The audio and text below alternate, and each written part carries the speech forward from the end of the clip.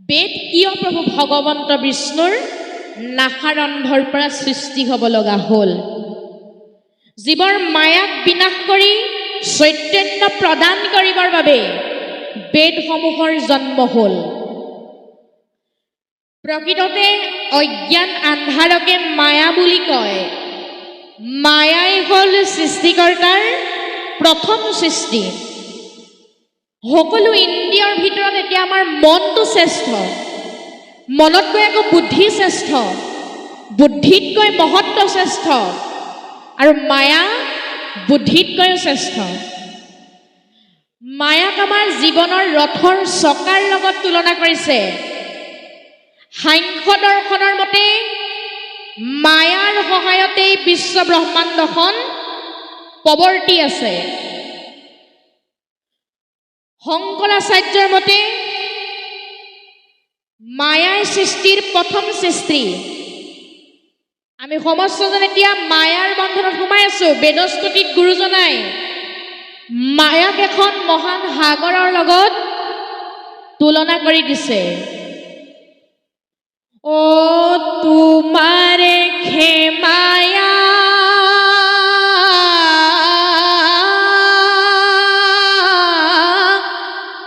কৰ্মে বন্দী হুয়া সংসাৰে উপজি মৰু। তাৰ পাছত আকৌ কৈছে, কি বুলি কৈছে? ও ৰাম তোমাৰ কটাক্ষ দৃষ্টি পায়া নিদ্ৰ কৰো মায়া ভৰি তুলি মৰ্দে মূৰ মাথ ভৰি তুলি মৰ্দে মূৰ মাথ। তাৰ মানে জীৱৰ সকলো জাগতিক কষ্টৰ মূলতে হ'ল মায়া। গতিকে এই মায়াৰ পৰা মুক্তি পাবলৈ হ'লে আমি ভগৱন্ত প্ৰভুৰ চৰণ কমলত একান্ত ভাৱেৰে কায় মন বাক্যে ত্যাগ কৰি সুদৃঢ় বিশ্বাসেৰে শৰণাপন্ন হ'বই লাগিব।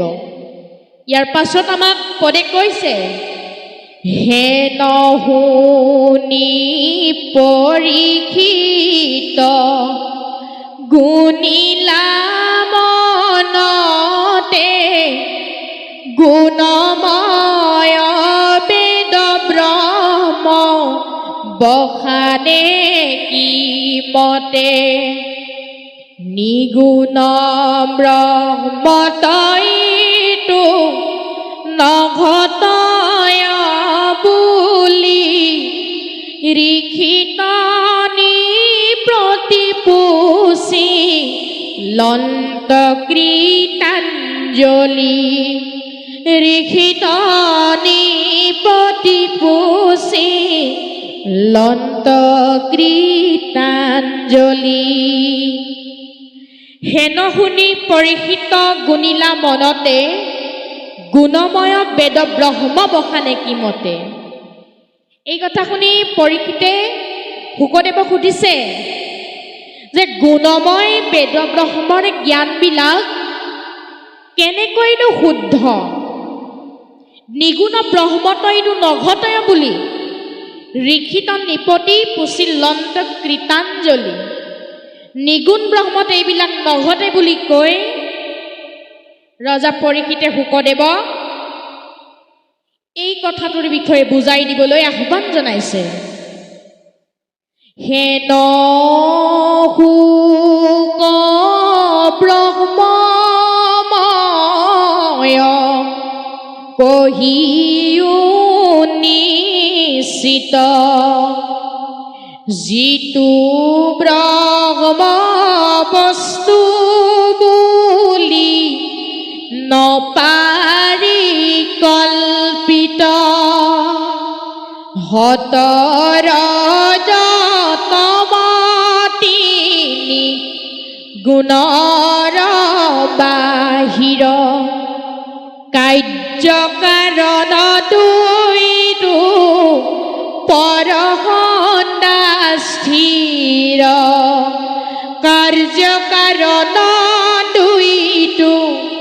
পৰহনা স্থিৰ। পৰীক্ষিতক শুকদেৱী কৈছে যে, হে মহাৰাজ পৰীক্ষিত, তুমি মোৰ কথা শুনা। ব্ৰহ্মই হৈছে সৃষ্টিৰ প্ৰথম সৃষ্টি। ব্ৰহ্মৰ সহায়তেই বিশ্ব ব্ৰহ্মাণ্ডখন প্ৰৱৰ্তি আছে। ব্ৰহ্ম আৰু বিষ্ণু এক। বেদস্তুতিত ব্ৰহ্মৰূপী বিষ্ণুৰ সচিদানন্দ ৰূপৰেই বৰ্ণনা কৰি দিছে মহাপুৰুষ গুৰুজনাই। গতিকে ব্ৰহ্ম হৈছে মাত্ৰ সত্য। শংকৰাচাৰ্যৰ মতে সৎ, চিত আৰু আনন্দ হ'ল ব্ৰহ্মৰ প্ৰধান গুণ। ব্ৰহ্ম সতৰজতমত ৩ গুণে স্পৰ্শও কৰিব নোৱাৰে। কাৰ্য আৰু কাৰণতকৈও পৃথক। ইয়াকেই ব্ৰহ্ম বুলি কোৱা হয় পৰীক্ষিত।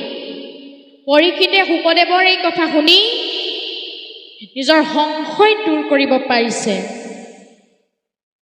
এতিয়া আমি সমস্তজন কাৰ আশ্ৰয়ৰ তলত আছো? আমাৰ আশ্ৰয়দাতা কোন? আমাৰ আশ্ৰয়দাতা হ'ল প্ৰভু ভগৱন্ত কৃষ্ণ। সমস্ত কল্যাণ গুণ গণৰ নিলয় হবাৰে ঈশ্বৰ প্ৰভু হবাৰে আশ্ৰয় হবে জীৱ জন্তু ছয় হবে ব্ৰহ্মময়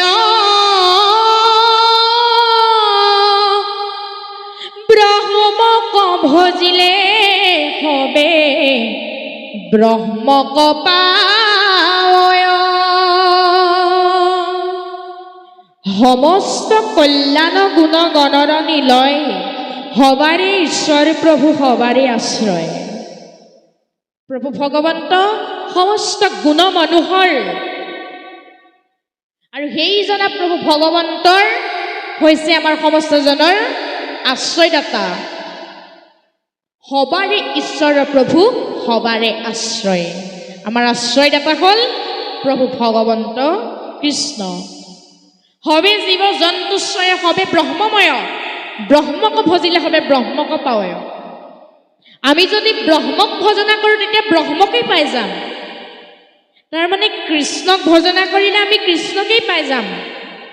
কিন্তু এক দেও এক সেও এক বিনে নাই কেও। এজনেই দেৱতা, সেইজনকেই ভজনা কৰিব লাগিব। আৰু ভগৱন্তক ভজনা কৰিলে আমি সুফল পান কৰিবলৈ পাম। সুফলৰ ৰসকণ মিঠা আৰু কুফলৰ ৰসকণ তিতা। আপোনাৰ হবে নিজেই বিবেচনা কৰি ল'ব যে সুফলৰ ৰস পান কৰিবনে কুফলৰ ৰস পান কৰিব। ভগৱন্তক যদি ভজনা কৰে তে প্ৰভু ভগৱন্তই আপোনাক আমাক উদ্ধাৰ কৰিবই। প্ৰভু ভগৱন্তৰ সুদৰ্শন চক্ৰই আমাৰ সমস্তজনৰ পাছে পাছে ঘূৰি ফুৰে। আমাৰ সমস্তজনক উদ্ধাৰ কৰিবই, কিন্তু আমি তেওঁৰ একান্ত ভকত হ'ব লাগিব। তেতিয়াহে কামত দিব। নহ'লে সকলোৱে পাতিছে আমিও পাতোঁ, এইটোহে হ'ব, নহয়নে বাৰু? আমি আচল তত্ত্বসমূহ ল'ব লাগিব আৰু এই তত্ত্বসমূহ লৈ আমাৰ জীৱন সুন্দৰভাৱে অতিবাহিত কৰিলেহে আমাৰ মহাপুৰুষ গুৰু দুজনাৰ আদৰ্শেৰে আগুৱাই যাব পাৰিম। নহ'লে কিন্তু নোৱাৰে। ভাগৱতৰ শ্ৰৱণ কীৰ্তন চলি থাকোঁতে আপোনাৰ হবে কেতিয়াও ঘৰুৱা কথা আলোচনা কৰি নাথাকিব, হাই হুলস্থুলীয়াত কৰি নাথাকিব। কাৰণ হৰি কীৰ্তনৰ সময়ত থাকে আন কথা পাতি অন্তকালে নিয়া যমদূতে ধৰি কৰে তাক উগ্ৰ শাস্তি। জীয়াই থাকোঁতে আমি অনেক শাস্তিৰ সন্মুখীন হ'লোঁ। মৃত্যুৰ পাছতো যদি আমি শাস্তিৰ সন্মুখীন হ'বলগীয়া হয়, আমাৰ অৱস্থাটো কেনেকুৱা হ'ব বাৰু আপোনালোকে নিজেই ভাবকচোন। গতিকে হৰি কীৰ্তনৰ সময়ত কেতিয়াও গাৰ্হস্থ্য জীৱনৰ কথা আলোচনা কৰি নাথাকিব। যদিহে গৃহস্থ জীৱনৰ কথা আলোচনা কৰিবলৈ আহে তেনেহ'লে এনে পবিত্ৰ স্থানলৈ অহাতকৈ নহাটোৱে আমাৰ বাবে শ্ৰেয় হ'ব। আমি ইয়ালৈ কিয় আহিছোঁ? প্ৰভু ভগৱন্তৰ গুণনাম শ্ৰৱণ কীৰ্তন কৰিম বুলি আহিছোঁ। ইয়াত যদি আকৌ গৃহস্থ জীৱনৰ কথা আলোচনা কৰোঁ একো ফল নধৰিব। ভাগৱত শাস্ত্ৰই আমাক ক্ৰিয়া নকৰিব। গতিকে ইয়াত ঘৰুৱা কথাবিলাক আলোচনা কৰি থাকিব নাপায়। এতিয়া ভাগৱত শাস্ত্ৰৰ মতে আমি কেনেধৰণৰ খাদ্য গ্ৰহণ কৰিলে ভগৱন্তক পাম? আমি কি আহাৰ গ্ৰহণ কৰিব লাগিব? ভাগৱতত আমাক কি খাদ্য গ্ৰহণ কৰিবলৈ কৈছে? ইংৰাজীত এষাৰ কথা আছে, as the food so the mind, as the mind so the man। আমাৰ সমস্তজনক আৰোগ্য শক্তি কিহে প্ৰদান কৰে? আহাৰে প্ৰদান কৰে। আহাৰে আমাক আৰোগ্য শক্তি প্ৰদান কৰে। ভক্তি সাধনত আহাৰৰ মহত্ব অতিকৈ প্ৰয়োজন। আমি আহাৰ গ্ৰহণ কৰিবই লাগিব। আহাৰ গ্ৰহণ কৰিলেহে আমাৰ শৰীৰটো সুস্থ হৈ থাকিব। কিন্তু কেনেধৰণৰ আহাৰ আমি গ্ৰহণ কৰিব লাগিব? প্ৰভু ভগৱন্তৰ চৰণত সমৰ্পিত খাদ্য আমি গ্ৰহণ কৰিব লাগিব। ইংৰাজীত আৰু এষাৰ কথা আছে, আমি সমস্তজনে যেনেধৰণৰ খাদ্যই আমি গ্ৰহণ কৰিম তেনেধৰণৰ প্ৰতিক্ৰিয়াহে আমাৰ সমস্তজনৰ দেহ বা মনত উদয় হ'ব। You are eat. আমি যেনেধৰণৰ খাদ্য গ্ৰহণ কৰিম তেনেধৰণৰ প্ৰতিক্ৰিয়া আমাৰ দেহত উদয় হ'ব। দ্ৰৌপদীৰ বস্ত্ৰহৰণৰ সময়ত পিতামহ ভীষ্মই মুখেৰে মাত মাতিব নোৱাৰাৰ মূল কাৰণটো হৈছে আহাৰ। শেষত আমি এটা কথা ক'ব লাগিব, নিজৰ অধিকাৰ সাব্যস্ত কৰিব বিচৰা জীয়শ্ৰেষ্ঠ মানৱ জাতিয়ে অন্য জীৱৰ অধিকাৰকো সন্মান কৰিব জানিব লাগিব। নহ'লে আমি মানুহৰ নামত অযোগ্য হৈ পৰিম। শ্ৰৱণ কীৰ্তনৰ দৰে ধৰ্ম নাহিয়ান কৈলো সত্য ৰহস্য ভকতিম জ্ঞান। শ্ৰৱণ কীৰ্তনৰ দৰে ধৰ্ম নাহিয়ান কৈলো সত্য ৰহস্য ভকতি মহাজ্ঞান। আমি শ্ৰৱণ কীৰ্তন কৰিবই লাগিব। কাৰ গুণনাম? ঈশ্বৰ কৃষ্ণৰ গুণনাম। স্বয়ং প্ৰভু ভগৱন্তই দ্বাৰকালৈ যোৱাৰ আগমুহূৰ্তত উদ্ধৱ আৰু মৈত্ৰেয়, প্ৰাণৰ বান্ধৱ উদ্ধৱ আৰু মৈত্ৰেয়ক কৈ থৈ গৈছিল। কি বুলি কৈছিল? যে সত্য যুগত ঈশ্বৰক পাবৰ বাবে ঋষিমুনিসকলে ধ্যান কৰিছিল, ত্ৰেতা যুগত যজ্ঞ কৰিছিল, দ্বাপৰ যুগত পূজা কৰিছিল।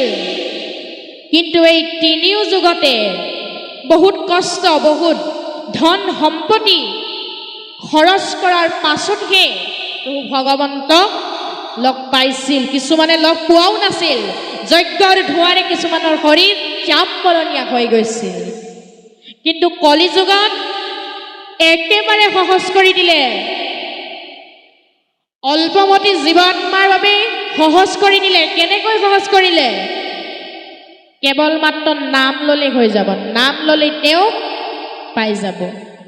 কিন্তু আমি একান্তভাৱেৰে তেওঁৰ গুণনাম ল'ব লাগিব। ভক্তিভাৱেৰে কায় মন বাক্যে ত্যাগ কৰি আমি তেওঁৰ গুণনাম ল'লেহে আমি তেওঁক বিচাৰি পাম।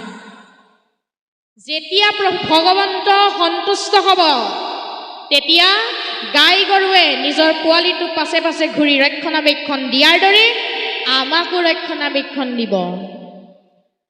আমাৰ গুৰুজনাই সুন্দৰভাৱে লিখি থৈ গৈছে, ধেনু যে নম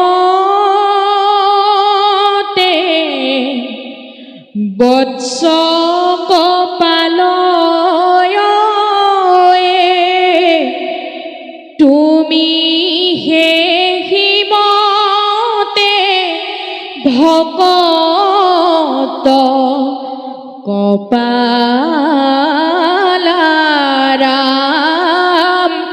তুমি হে হিমতে ভকত কপালাৰাম।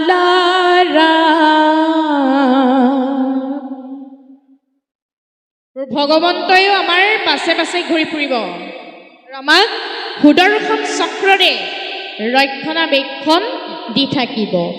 গৰ্ভস্থ অৱস্থাত এগৰাকী আই মাতৃয়ে ঈশ্বৰৰ গুণকীৰ্তন কৰিব লাগে, তেতিয়া সন্তান ভাল হয়। তাৰ বহুত প্ৰমাণো আছে। ভক্ত প্ৰহ্লাদ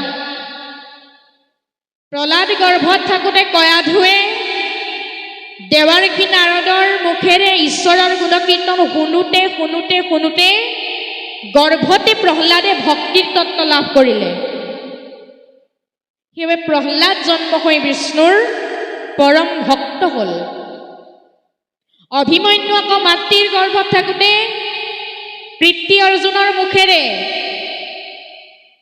চক্ৰবেহুত কেনেকৈ প্ৰৱেশ কৰিব লাগে এই বিষয়ে জ্ঞান লাভ কৰিলে, কিন্তু কেনেকৈ চক্ৰবেহুৰ পৰা ওলাব লাগে এই বিষয়ে জ্ঞান লাভ কৰাৰ আগতেই মাতৃ নিদ্ৰা গৈছিল।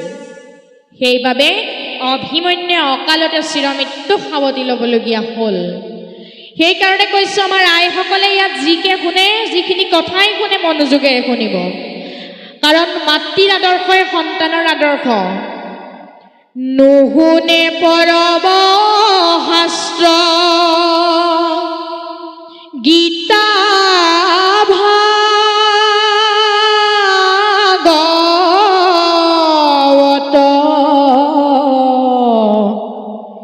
কিমতে ভকতি আৰ হৈবে মাধৱত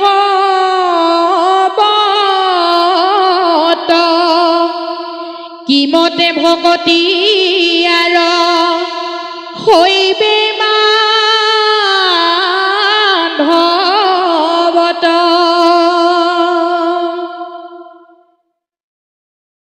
আমি যদি গীতা ভাগৱতৰ উপদেশসমূহকে ভালদৰে নুশুনো তেনেহ'লে ক'ব পাৰিমনে কৃষ্ণৰ চৰণত ভকতি হৈছে বুলি? আমি কেতিয়াও ক'ব নোৱাৰোঁ যে কৃষ্ণৰ চৰণত ভকতি হৈছে বুলি।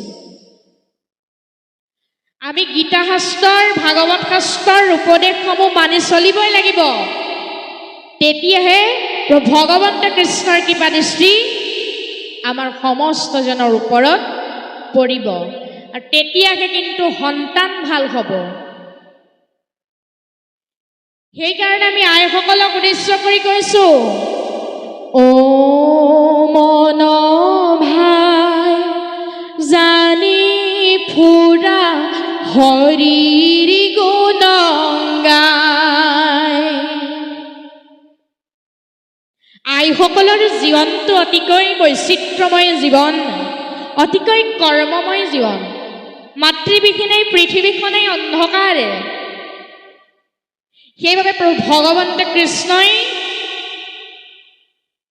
এই জগত সৃষ্টি কৰাৰ আগতেই প্ৰকৃতিকো সৃষ্টি কৰিছে। প্ৰকৃতিৰ অবিহনে এই জগতখন অসাৰ। প্ৰকৃতি আমাক লাগিবই, প্ৰকৃতি নহ'লে কিন্তু নহ'ব। কাৰণ প্ৰকৃতি পুৰুষ দুয়ো হৈব একমতি, তেৱেহে সি জীৱ বন্ধু কৃষ্ণত ভকতি। প্ৰকৃতি পুৰুষ দুয়ো হৈব একমতি, তেৱেহে সি জীৱ বন্ধু কৃষ্ণত ভকতি। প্ৰকৃতি পুৰুষ এক হ'লেহে প্ৰভু ভগৱন্তৰ চৰণত ভকতি কৰিব পাৰিব, নহ'লে কিন্তু নোৱাৰিব। কিয়? প্ৰভু ভগৱন্তই হৈছে একমাত্ৰ সত্য আৰু একমাত্ৰ ঈশ্বৰ। সেই জনা প্ৰভু ভগৱন্তক ভজনা কৰিবলৈ আমাক ভাগৱত শাস্ত্ৰই আৰু বিভিন্ন ধৰ্মশাস্ত্ৰই আমাক উপদেশ প্ৰদান কৰি থৈ গৈছে। আমি এই শাস্ত্ৰসমূহৰ মাধ্যমেৰে আমাৰ জীৱন আগুৱাই নিলেহে আমি সমস্তজনে কৃষ্ণৰ চৰণ কমলত শৰণাপন্ন হ'ব পাৰিম। তেতিয়াহে আমি ভগৱন্তৰ লগত সাক্ষাৎ হ'ব পাৰিম, নহ'লে কিন্তু অলপমান জটিল হ'ব।